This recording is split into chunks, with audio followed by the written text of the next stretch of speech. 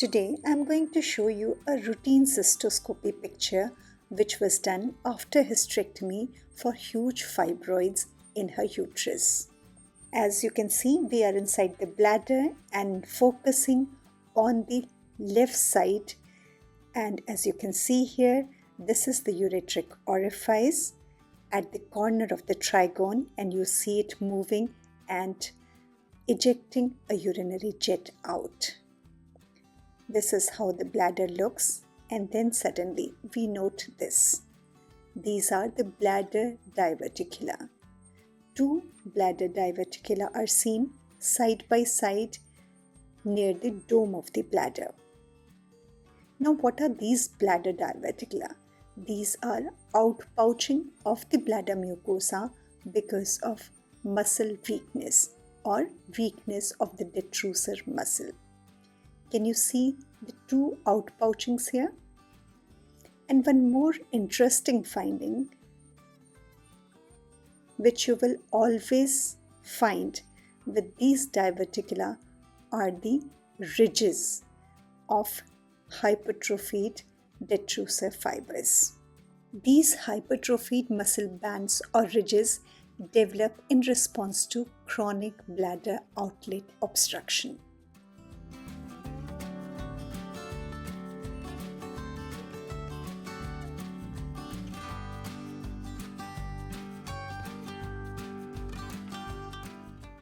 You will also note here increased vascularity, which is a sign of chronic cystitis, and also trabecular detrusor muscle bundles.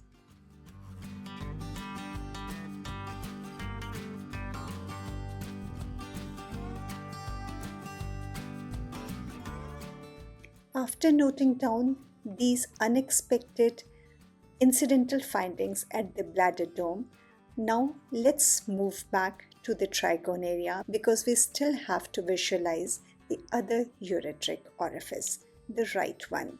So here we are close to the ureteric orifice now.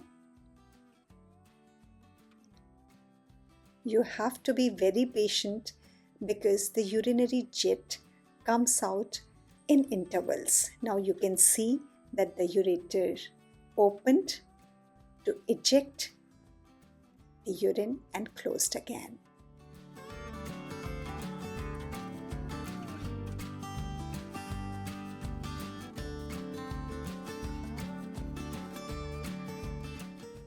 To look at the fundus of the bladder, we have to move the camera to 180 degrees so that we can visualize the air bubble at the top of the bladder.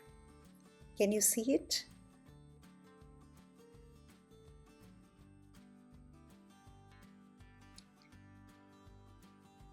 This is, once again I'm showing you the cystitis, the trabeculations of detrusor, and now as we come out, we are seeing the urethra.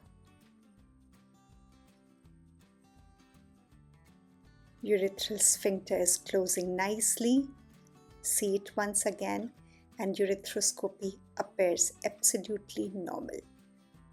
In this case, the presence of bladder diverticula serves as an indirect marker of chronic bladder outlet obstruction. Interestingly, urethroscopy was absolutely normal, suggesting that the obstruction may be functional rather than structural.